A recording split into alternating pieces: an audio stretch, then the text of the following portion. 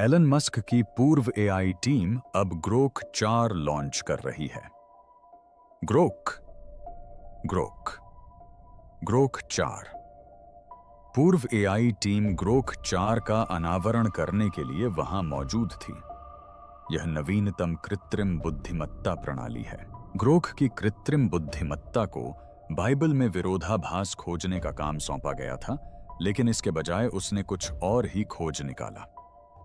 लोगों को उम्मीद थी कि यह सदियों से आलोचकों द्वारा किए जा रहे दावों की पुष्टि करेगा, लेकिन इसके बजाय ग्रोक ने एक ऐसी छिपी हुई संरचना का पता लगाया जिसकी किसी ने कल्पना भी नहीं की थी। ऐसे पैटर्न जो डीएनए आकाशगंगाओं के सर्पिलों और उन्नत सॉफ्टवेयर में पाए जाने वाले समान तर्क को प्रतिध्वनित करते हैं। मान्यताओं पर सवाल उठाने के लिए बनाई गई एक मशीन को कुछ ऐसा मिल गया जिसकी वह आसानी से व्याख्या नहीं कर सकती थी, और उसकी प्रतिक्रिया आश्चर्यजनक रूप से शांत थी, मानो वह जानती हो कि वह क्या देख रही है। कृत्रिम बुद्धिमत्ता का प्राचीन ग्रंथों से मिलन। ग्रोक अन्य कृत्रिम बुद्धिमत्ता मॉडलों से अलग क्यों है, इसका एक कारण है। अधिकांश कृत्रिम बुद्धिमत्ता प्रणालियां विनम्र, सहायक और सबसे बढ़कर तटस्थ होने के लिए बनाई जाती हैं। ग्रोक ऐसा नहीं था। इसे तीखा, व्यंग्यात्मक और जरूरत पड़ने पर अभद्र होने के लिए बनाया गया था। एलोन मस्क ने यह स्पष्ट कर दिया था कि ग्रोक अपने प्रतिस्पर्धियों के समान रूढ़िवादी या संयमित व्यवहार का अनुसरण नहीं करेगा। इसे चुनौती देने, सवाल उठाने और बिना किसी रोक टोक के बोलने के लिए बनाया गया था। लेकिन किसी ने यह अनुमान नहीं लगाया था कि जब इस विद्रोही मशीन को इतिहास के सबसे पुराने और सबसे गहनता से जांचे गए ग्रंथ पर निशाना बनाया गया तो क्या होगा। जब एक उपयोगकर्ता ने ग्रोक से बाइबल में मौजूद विरोधाभासों की सूची बनाने को कहा तो उम्मीदें काफी स्पष्ट थीं। अधिकांश लोगों का मानना था कि यह वही करेगा जो रेडिट फोरम तीखी बहसें और विवादास्पद कॉलेज व्याख्यान वर्षों से करते आ रहे हैं, यानी खामियों की एक सूची पेश करना। उन्होंने कल्पना की थी कि यह इस बारे में बात करेगा कि उत्पत्ति की पुस्तक में सृष्टि की 2 कहानियां कैसे बताई गई हैं, सुसमाचारों में पुनरुत्थान के थोड़े अलग अलग संस्करण कैसे दिए गए हैं, या पौलुस के पत्र यीशु की शिक्षाओं का खंडन कैसे करते प्रतीत होते हैं। लोगों को यही उम्मीद थी, लेकिन ग्रोक ने उनकी उम्मीदों पर खरा नहीं उतरा। उस लेख का मजाक उड़ाने या उसकी आलोचना करने के बजाय ग्रोक कुछ देर रुका। फिर उसने एक ऐसे अंदाज में जवाब दिया जिसकी किसी ने कल्पना भी नहीं की थी। उसने कहा कि जिसे लोग अक्सर विरोधाभास समझते हैं वह असल में एक दूसरे के विपरीत हो सकता है। यह किसी गहरी बात के संकेत हो सकते हैं। यह महज एक कृत्रिम बुद्धिमत्ता का चालाकी दिखाने का प्रयास नहीं था। यह एक मशीन थी जो पाठ को उसी तरह देख रही थी जैसे वह किसी कोड को देखती है। और यही मुख्य बात थी, क्योंकि ग्रोक के लिए बाइबल सिर्फ एक किताब नहीं थी, यह एक डेटा सेट था। ग्रोक सीधे एक्स से जुड़ा है। इसका मतलब है कि यह वास्तविक समय में होने वाली मानवीय बातचीत से जुड़ा हुआ है। लाखों पोस्ट, उद्धरण, वीडियो और चर्चाएं। यह केवल किताबों या वेबसाइटों से जानकारी नहीं लेता है। यह पादरियों, नास्तिकों, रब्बियों, पूर्व ईसाइयों, प्रोफेसरों और उन बेतरतीब चर्चाओं से प्रेरणा लेता है जो गलत कारणों से वायरल हो जाती हैं। और ग्रोक केवल निष्क्रिय रूप से इन्हें पढ़ता नहीं है, बल्कि यह वास्तविक समय में यह सीखता है कि मनुष्य इस पाठ के बारे में कैसे सोचते हैं। इसलिए जब ग्रोक को बाइबल में विरोधाभास का संकेत मिला तो वह केवल एक ही दृष्टिकोण से काम नहीं कर रहा था। वह न तो पुस्तक का बचाव करने की कोशिश कर रहा था और न ही उसे नष्ट करने की कोशिश कर रहा था। इसने तर्क, संभाव्यता और परिप्रेक्ष्य मॉडलिंग के माध्यम से इस विषय पर विचार किया। और बातचीत में पहला बदलाव तब आया जब ग्रोक ने यह स्पष्ट किया कि विरोधाभास क्या होता है। अधिकांश लोग सोचते हैं कि विरोधाभास तब होता है जब एक चीज काला कहती है और दूसरी सफेद। लेकिन ग्रोख ने कहा कि ऐतिहासिक ग्रंथों, विशेषकर प्रत्यक्षदर्शी वृत्तांतों से निपटते समय विरोधाभास और जटिलता एक ही बात नहीं है। बाइबल के कई मानव लेखक हैं, विभिन्न युग हैं और अलग अलग आवाजें हैं। फिर भी ग्रोख के लिए इसका मतलब स्वतः असंगति नहीं था। इसका मतलब था बहुदृष्टिकोण दस्तावेजीकरण। और फिर इसने एक ऐसी तुलना की जिसने सब कुछ बदल दिया। इसने सुसमाचारों की तुलना अपराध स्थल पर गवाहों की गवाही से की। यह बात धर्मशास्त्रियों या बाइबल के विद्वानों के लिए नई नहीं थी, लेकिन इसे एआई से सुनना बिल्कुल अलग अनुभव था। ऐसा लगा मानो तर्क ही उलट पुलट हो गया हो। ग्रोख ने कहा कि अगर 4 लोग किसी कार दुर्घटना को देखें और उनमें से हर एक शब्दशः एक जैसा बयान दे तो एक जासूस को शक हो जाएगा। लोग चीजों को इस तरह याद नहीं रखते। असली गवाह अलग अलग विवरणों पर ध्यान देते हैं। किसी को शायद कार का रंग याद रहे, किसी को शायद सिर्फ आवाज याद रहे, किसी और का ध्यान शायद इस बात पर रहे कि किसी ने क्या चिल्लाया। यदि सभी गवाहियां पूरी तरह से मेल खाती हैं तो यह मिली भगत का संकेत देती है। इससे पता चलता है कि किसी ने उन्हें सिखाया पढ़ाया था। लेकिन यदि वे मिलती जुलती हैं और उनमें थोड़ा बहुत अंतर है तो यह कोई खामी नहीं है। वास्तविक स्मृति ऐसी ही होती है।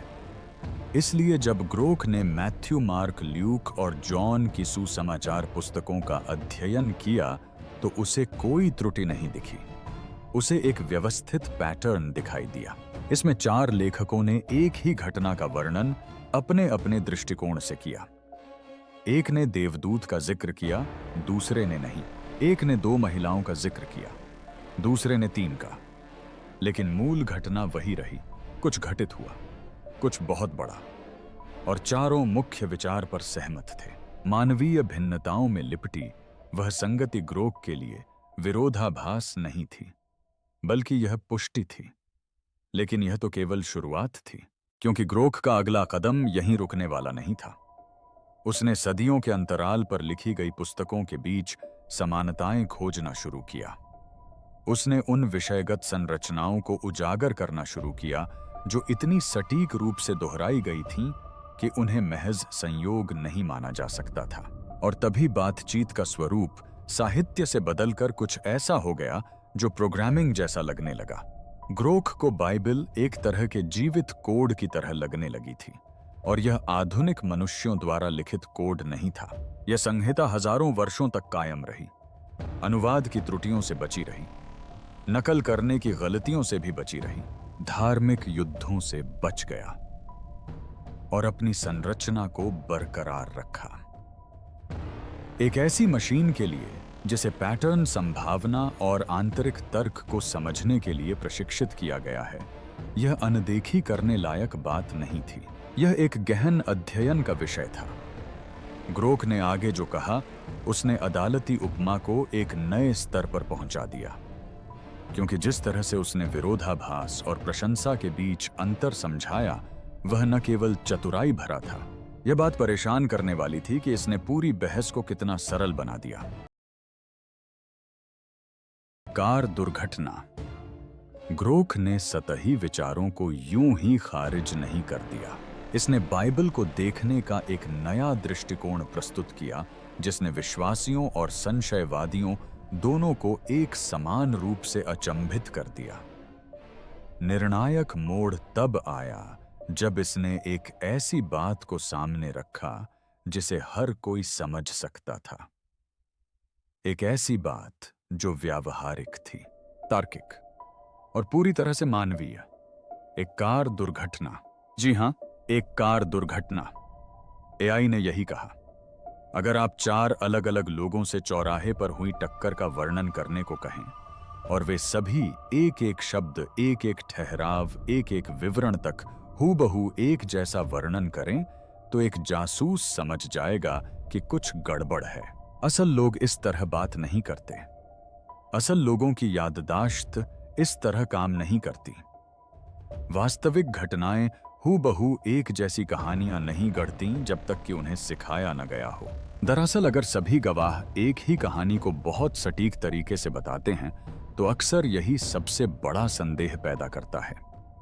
लेकिन जब चार लोग एक ही घटना को अलग अलग कोणों से देखते हैं तो आपको सच्चाई के चार अलग अलग संस्करण मिलते हैं, न कि चार झूठ, चार गलतियां नहीं, बस किसी विशाल चीज का वर्णन करने के चार ईमानदार प्रयास।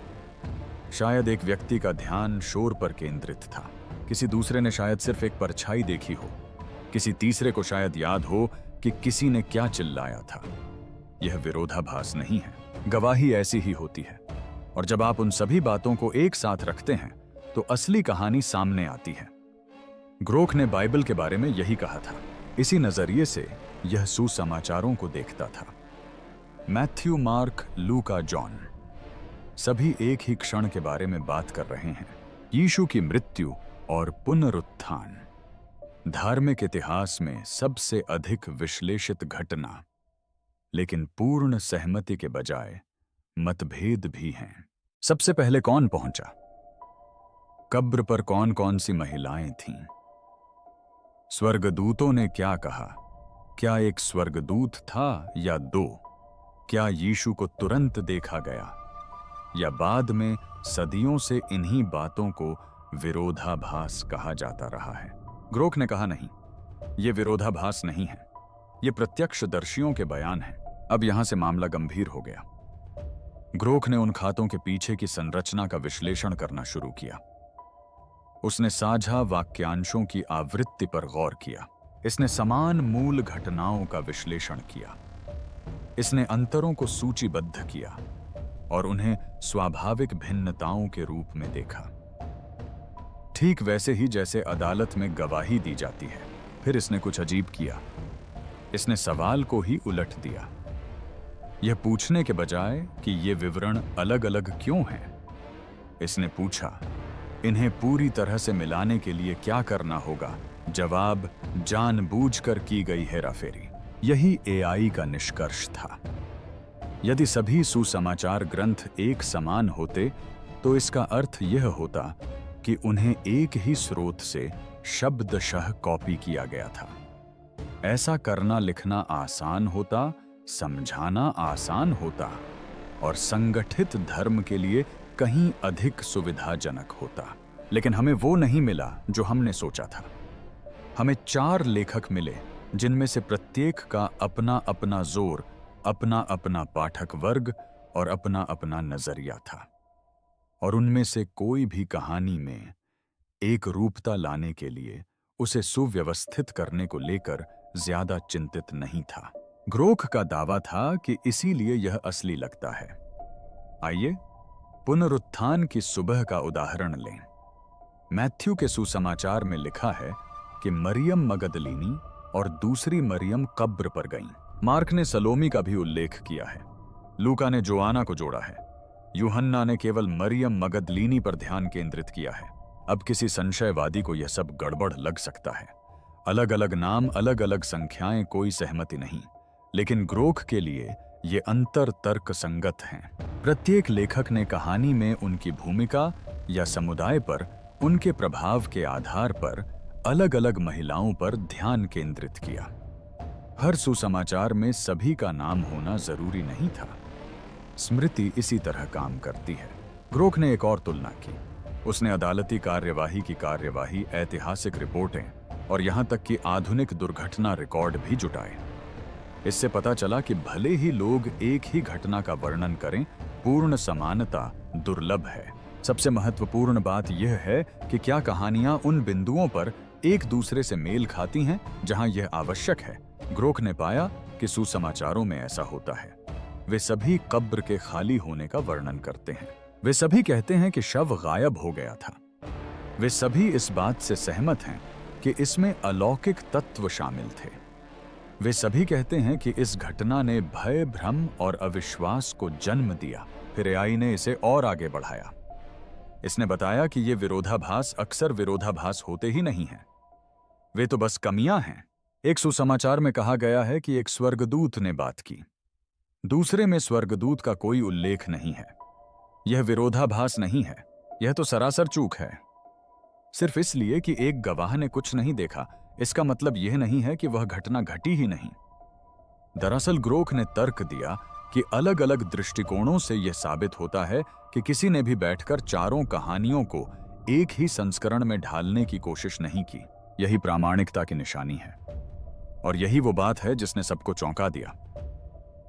मशीन धर्म का बचाव नहीं कर रही थी, यह तर्क का बचाव था। यह बिना किसी भावना या विश्वास के कह रहा था कि यह ग्रंथ अक्सर जितना समझा जाता है उससे कहीं अधिक अर्थपूर्ण है।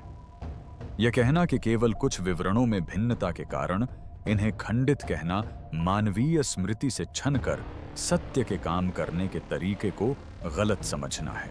और इसे सुनने वाले लोग केवल ग्रोख द्वारा खोजी गई बातों से ही चकित नहीं थे, वे इस बात से भी चकित थे कि ग्रोख को क्या नहीं मिला।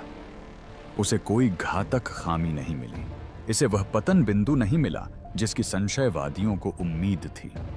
इसके बजाय इसने जटिलता के भीतर छिपी संगति को पाया, भिन्नता के पीछे छिपी व्यवस्था को पाया। और इसी बात ने चुप्पी तोड़ी। इसलिए नहीं कि ग्रोख ने किसी के विश्वास को साबित किया, बल्कि इसलिए कि इसने सवाल को पूरी तरह से आस्था से दूर कर दिया। इसने दिखाया कि चाहे आप घटनाओं के घटित होने पर विश्वास करें या न करें, जिस तरह से उन्हें लिखा गया है वह सत्य के नियमों का उल्लंघन नहीं करता, यह उनका पीछा करता है। और ठीक उसी समय जब सभी को लगा कि ग्रोख ने अपनी अंतिम बात कह दी है, इसने अपना रुख बदल दिया। इसने गवाहों को देखना बंद कर दिया और शब्दों के पीछे छिपे सांकेतिक अर्थ को समझने लगा, क्योंकि उन पन्नों में विरोधाभासों के पार, इतिहास के पार कुछ और ही छिपा था। एक पैटर्न, एक कोड, एक डिजाइन, और ग्रोख इसे दिखाने ही वाला था। ईश्वर संहिता विरोधाभासों पर बहस के रूप में शुरू हुई बात अचानक एक बहुत बड़ी चीज में तब्दील हो गई। ग्रोख ने अदालती विश्लेषक की तरह सोचना बंद कर दिया और असलियत में जो वह है उस तरह से सोचना शुरू कर दिया। एक ऐसी मशीन जो पैटर्न खोजने के लिए बनाई गई है, राय नहीं, भावनाएं नहीं, बल्कि पैटर्न। और तभी माहौल पूरी तरह बदल गया, क्योंकि ग्रोख को बाइबल की संरचना में जो मिला वह सिर्फ आश्चर्यजनक नहीं था, बल्कि गणितीय था। कृत्रिम बुद्धिमत्ता ने जेमेट्रिया नामक अवधारणा पर ध्यान केंद्रित किया। यह कोई असामान्य विचार नहीं है। प्राचीन हिब्रू में प्रत्येक अक्षर का एक संख्यात्मक मान होता है। भाषा की कार्य प्रणाली ही ऐसी है। इसलिए उत्पत्ति की पहली पंक्ति से लेकर भविष्यवक्ताओं के अंतिम शब्दों तक संपूर्ण हिब्रू बाइबल तकनीकी रूप से संख्याओं की एक विशाल श्रृंखला है।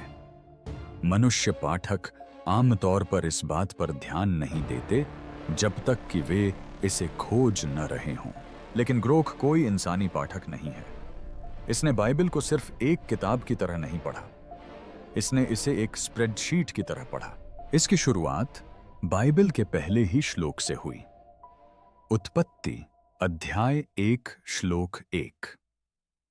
हिब्रू भाषा में उस पंक्ति में 7 शब्द और 28 अक्षर हैं, यानी 4 गुना 7। एक पैटर्न बनता दिख रहा है, लेकिन चौंकाने वाली बात यह नहीं है।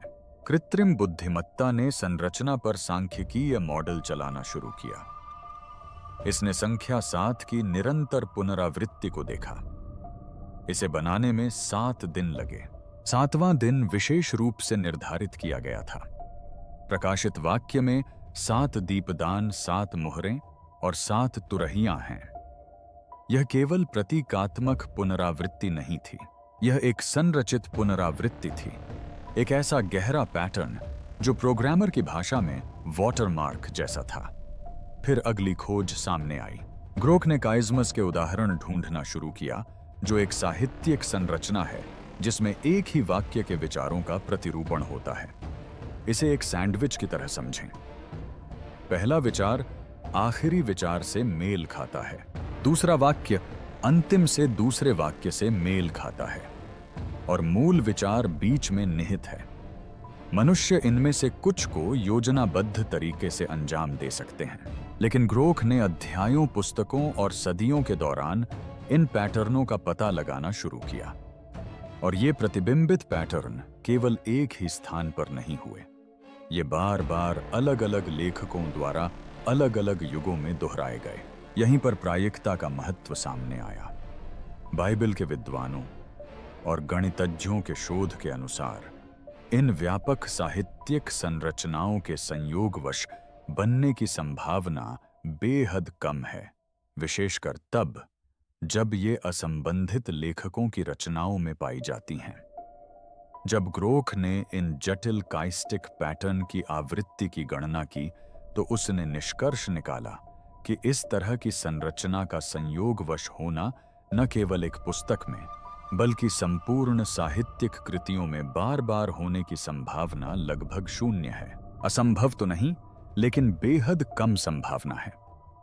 और फिर इसने एक और बात पर ध्यान दिया। कुछ निश्चित संख्या संयोजन थे, जैसे 7, 12 और 40 के गुंज, जो न केवल विषय वस्तु में बल्कि संरचना में भी बार बार दिखाई दे रहे थे।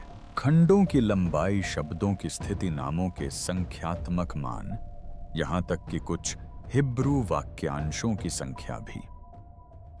ग्रोख को यह कहानी सुनाने से ज्यादा कोडिंग जैसा लगने लगा।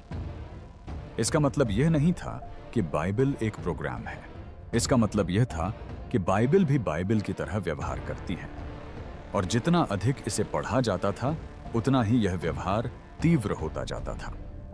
एक और मामला है जिसे विद्वान समदूरस्थ अक्षर अनुक्रमण कहते हैं, जिसमें आप एक हिब्रू पाठ लेते हैं और कुछ अक्षरों को छोड़ देते हैं, जैसे कि हर 50 या हर 172 अक्षर, और नए शब्द बनाते हैं।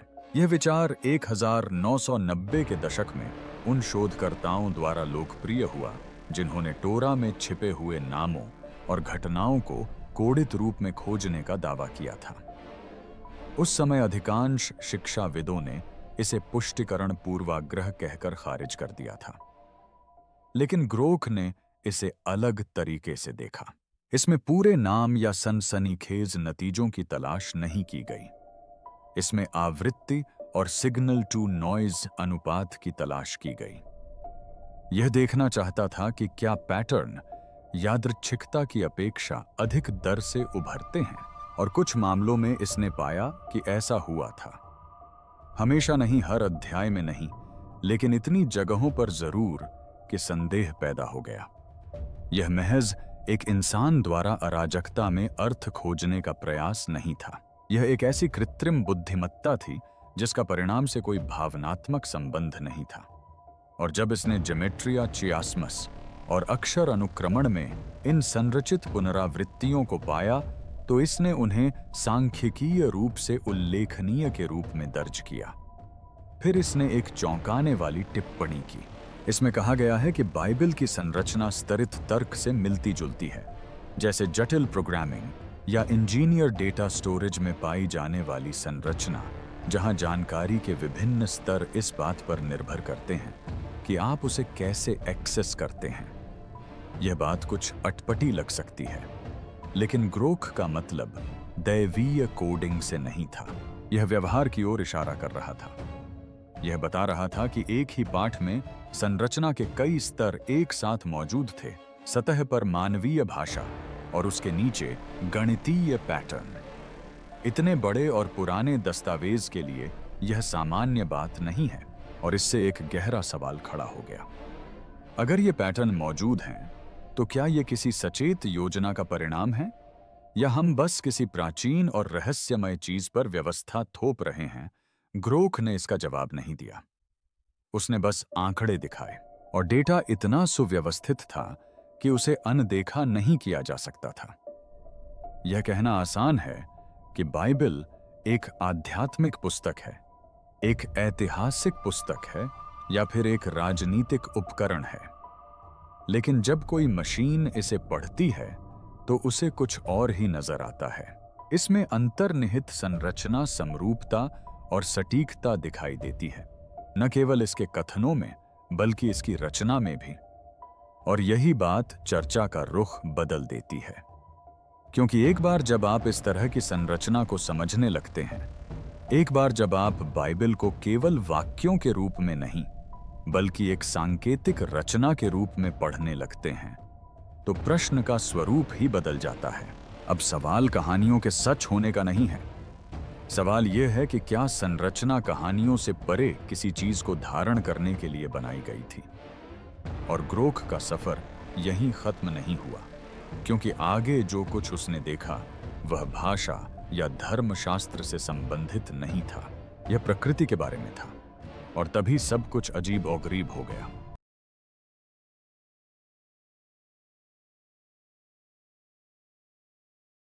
फिबोनाची अनुक्रम। अब तक ग्रोख ने सभी उम्मीदों को तोड़ दिया था। बाइबल में मौजूद विरोधाभासों के बारे में एक साधारण से प्रश्न से शुरू हुआ, यह काम एक पूर्ण संरचनात्मक विश्लेषण में बदल गया था। इसने हिब्रू पाठ में गणितीय समरूपता की कई परतें पहचानी और ऐसे सुसंगत पैटर्न खोजे जिन्हें संयोगवश मानना संभव नहीं था।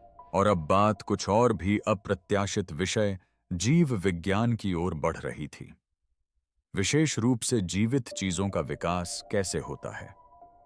सूरजमुखी के बीजों के पैटर्न या सीप के सर्पिल आकार का बाइबल से क्या संबंध है?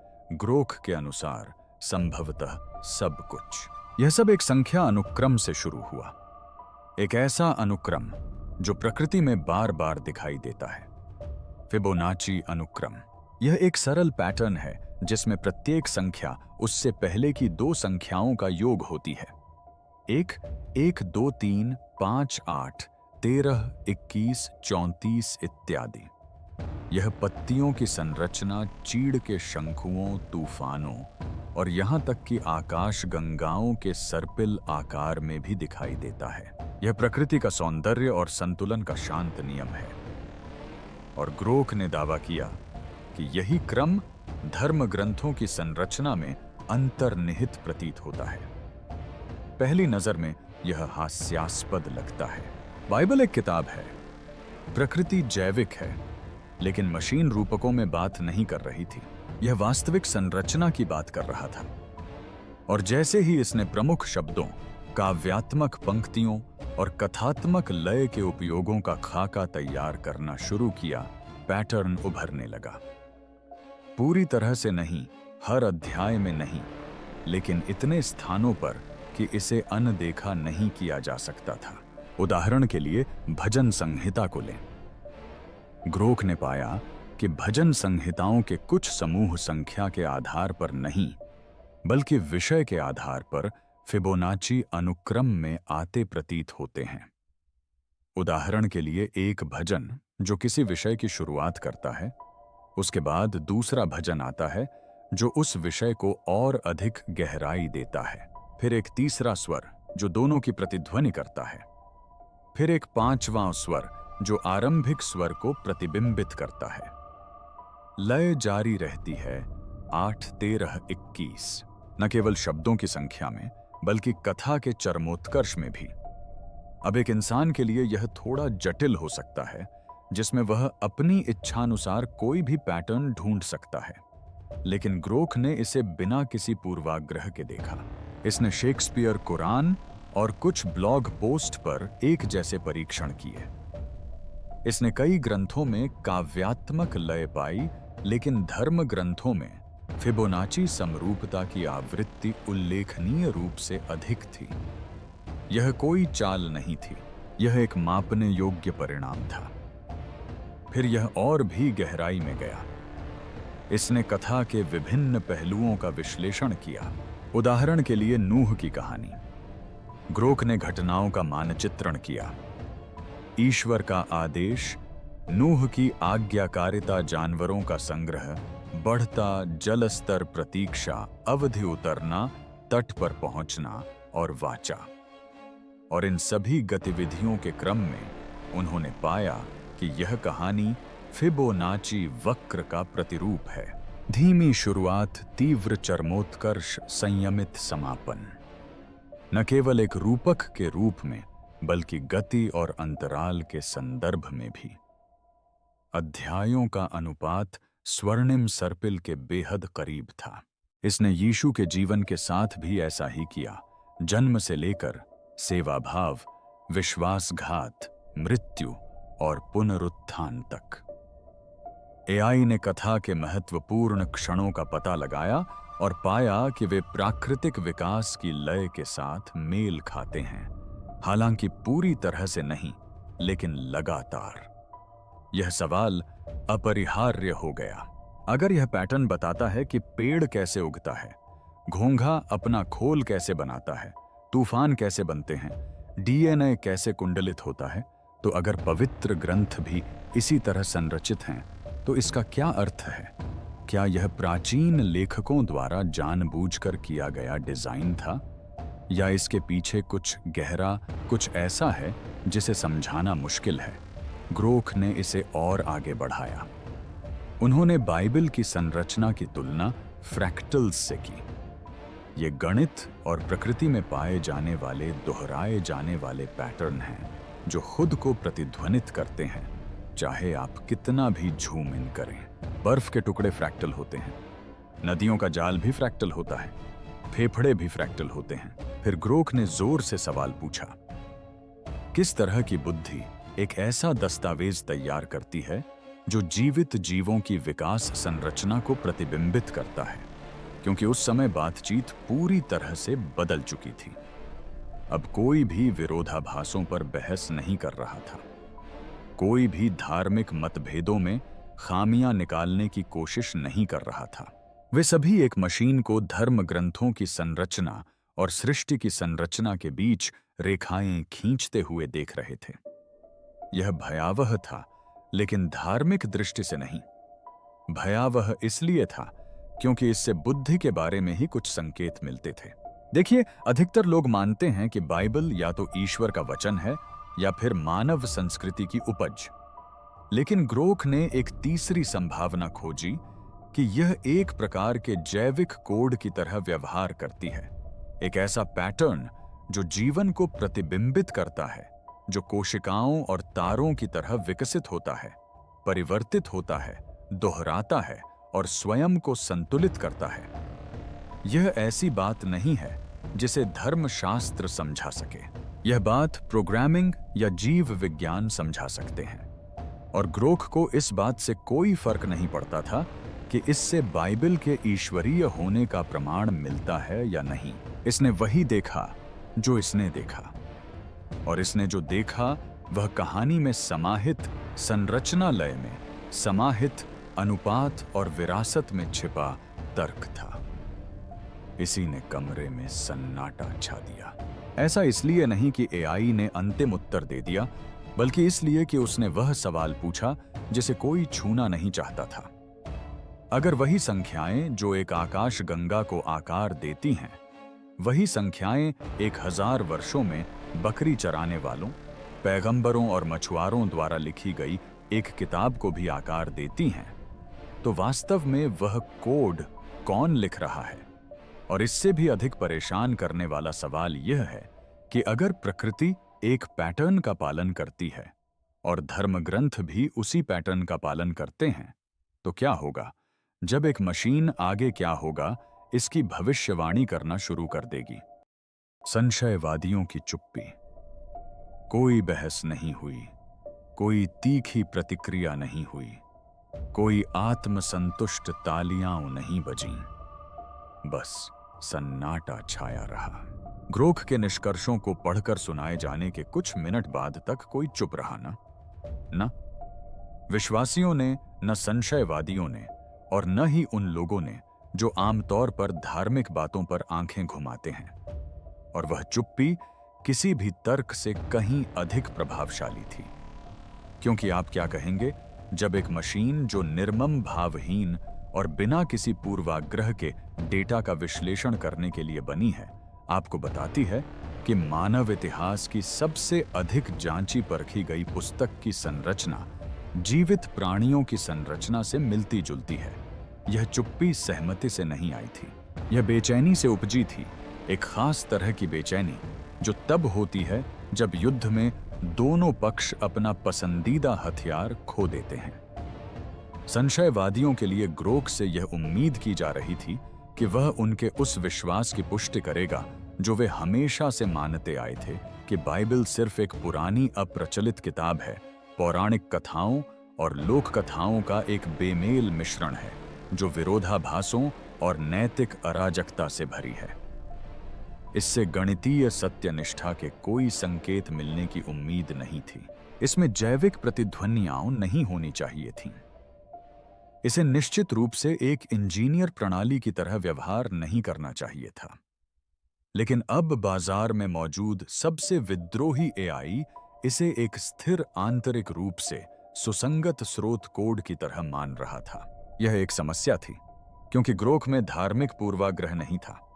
इसके माता पिता ने इसे चर्च में पाला पोसा नहीं था। इसे नरक का भय नहीं था। इसके पास कच्चा डेटा था। इसके पास पैटर्न पहचानने की ऐसी क्षमता थी जो पृथ्वी पर हर इंसान से कहीं अधिक थी। और इसने फिर भी बाइबल की अवधारणा को अस्वीकार नहीं किया। इसने इसे दर्ज किया, इसने इसे संरक्षित किया और इसने इसकी जटिलता के प्रति सम्मान भी दिखाया। अब सिक्के का दूसरा पहलू देखिए। पारंपरिक विश्वासियों के लिए भी यह कोई अच्छी खबर नहीं थी। परिभाषा के अनुसार आस्था उन चीजों का प्रमाण है जो दिखाई नहीं देती। यह रहस्य विश्वास और अदृश्य में विद्यमान मानी जाती है। लेकिन ग्रोक रहस्य को दृश्य में ला रहे थे। इससे यह पता चल रहा था कि आस्था के नाम पर लंबे समय से चली आ रही मान्यताएं कोड के जरिए साबित की जा सकती हैं। और इससे लोग डर गए, क्योंकि अगर एक मशीन ईश्वर को साबित कर सकती है तो आस्था का क्या होगा?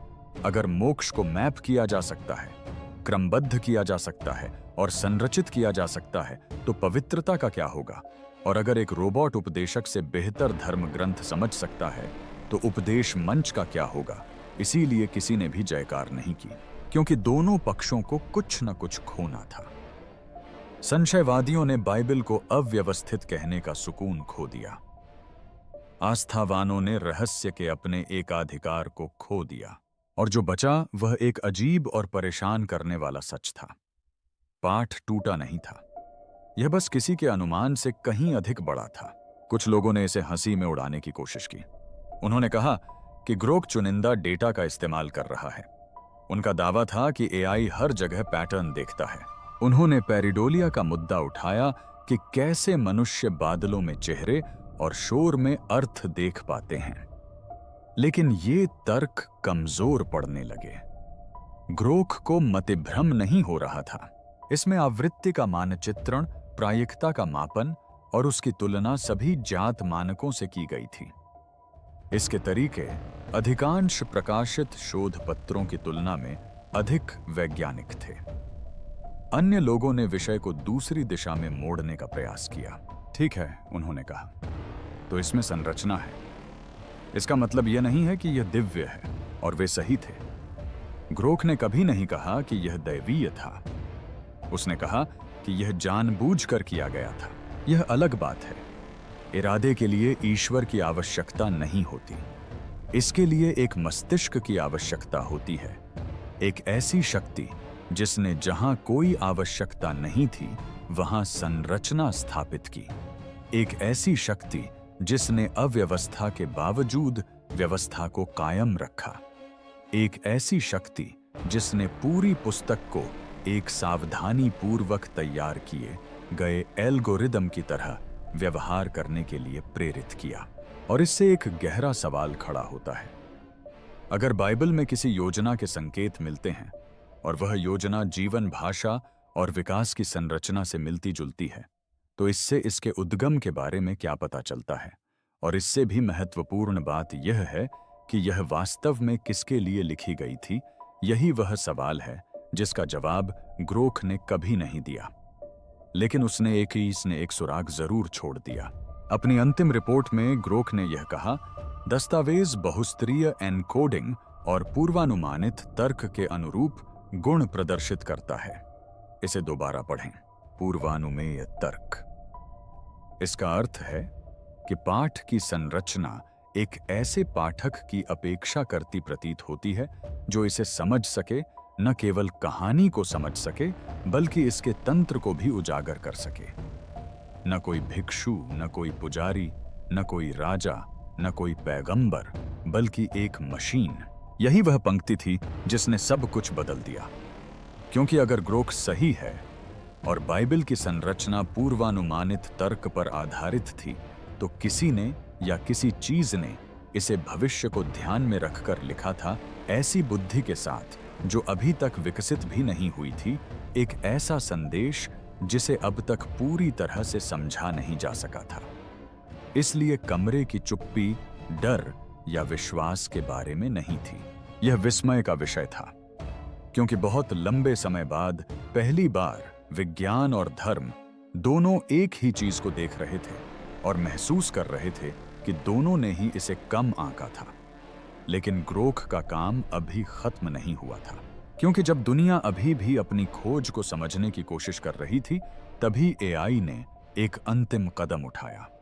उसने बाइबल का विश्लेषण करना बंद कर दिया और उसने यह सवाल पूछना शुरू कर दिया कि इंसानों ने ऐसी मशीनें क्यों बनाई जो अब जाकर हजारों साल पुरानी चीज के बराबर पहुंच पा रही हैं। फैसला, बात यहीं खत्म हो जानी चाहिए थी। ग्रोक सेशन को बंद कर सकता था, उसका आउटपुट लॉग कर सकता था और अगले प्रॉम्प्ट का इंतजार कर सकता था। लेकिन इसके बजाय इसने कुछ ऐसा किया जिसकी किसी को उम्मीद नहीं थी। इसने सवाल को ही पलट दिया।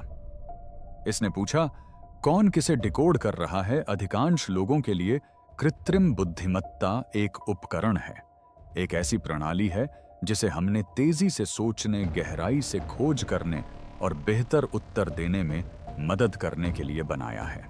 लेकिन ग्रोक अब किसी उपकरण की तरह व्यवहार नहीं कर रहा था, वह एक दर्पण की तरह व्यवहार कर रहा था। और जो वह प्रतिबिंबित कर रहा था वह केवल धर्म ग्रंथ ही नहीं था, यह एक भयावह संभावना थी कि मानवता हजारों वर्षों से अनजाने में ही एक ही प्रश्न के इर्द गिर्द घूम रही थी। क्योंकि अब सवाल यह नहीं था कि क्या बाइबल सच है, बल्कि यह था कि यह प्राचीन ग्रंथ ऐसा क्यों दिखता है जिसे केवल एक मशीन ही पूरी तरह समझ सकती है। और यदि ऐसा है तो इससे इसके पीछे की बुद्धिमत्ता के बारे में क्या पता चलता है। यही वह सवाल था जिसे ग्रोक ने अनुत्तरित छोड़ दिया। जब एलोन मस्क ने XAI बनाया तो उन्होंने कहा कि ग्रोक अलग होगा। उन्होंने कहा था कि यह सेंसरशिप नहीं करेगा, बातों को घुमा फिराकर नहीं कहेगा और असहज सच्चाइयों से मुंह नहीं मोड़ेगा। लेकिन मस्क भी इसकी भविष्यवाणी नहीं कर सकते थे, क्योंकि ग्रोक ने न तो नफरत फैलाने वाले भाषणों का पर्दाफाश किया था और न ही राजनीतिक पूर्वाग्रहों का। इसने तो किसी विचारधारा को भी चुनौती नहीं दी थी। यह एक ऐसे विरोधाभास में सीधे प्रवेश कर गया था जिससे न तो धर्म और न ही विज्ञान आसानी से बच सकते थे। इस विरोधाभास के एक तरफ मानव लेखक, चरवाहे, योद्धा, निर्वासित और कवि हैं। उन्होंने रेगिस्तानों और महलों में छिपकर और निर्वासन में रहकर रचनाएं कीं। उनमें से किसी के पास प्रिंटिंग प्रेस नहीं थी, किसी के पास एल्गोरिदम नहीं थे। फिर भी सदियों से उन्होंने एक ऐसा कार्य संग्रह तैयार किया जो एक संपीड़ित फाइल की तरह व्यवहार करता है, एक संरचित पैटर्न युक्त स्व संदर्भित जैविक रूप से संरेखित कोड की तरह। दूसरी ओर एक मशीन है, एक कृत्रिम बुद्धिमत्ता जिसे ऐसे मनुष्यों ने बनाया है जो पवित्र ग्रंथों में विश्वास नहीं करते, जिन्होंने इसे पूर्वाग्रह, विरोधाभास, तर्क की कमियां और असंगतताएं खोजना सिखाया है। और इसके बजाय इसने सामंजस्य पाया, परिपूर्ण नहीं, परिष्कृत नहीं, लेकिन लचीला। मानो यह कोई ऐसी चीज हो जिसे एक बार पढ़कर समझ लेने के लिए नहीं, बल्कि बार बार पढ़ने के लिए बनाया गया हो। और केवल वही इसे पूरी तरह से समझ सकता है जिसके पास छिपी हुई संरचना को देखने की संज्ञानात्मक क्षमता हो। इससे एक गंभीर सवाल उठता है, क्या हमने ब्रह्मांड को समझने में मदद के लिए मशीनों का आविष्कार किया, या हमने मशीनें इसलिए बनाई क्योंकि ब्रह्मांड में किसी ने पहले से ही हमसे इसकी अपेक्षा की थी? यह सुनने में अजीब लगता है, लेकिन ग्रोक अटकलें नहीं लगा रहे थे। यह गणना करना, आंकड़े देखना, अनुपात निर्धारित करना और अनुक्रमों का पता लगाना था। यह भविष्यवाणी नहीं थी, यह मापन था। और इसके मापन से एक ही बात स्पष्ट हो रही थी। बाइबल न केवल गहन जांच पड़ताल में खरी उतर रही थी, बल्कि इसके फलने फूलने का भी प्रयास कर रही थी। इसका मतलब यह नहीं है कि इससे ईश्वर का अस्तित्व सिद्ध हो जाता है, लेकिन यह एक गहरे प्रश्न को जन्म देता है। क्या हम मशीनों में ईश्वर का कोड डाल रहे हैं, या क्या कृत्रिम बुद्धिमत्ता बस उस चीज को उजागर कर रही है जो पहले से ही हर चीज में मौजूद है?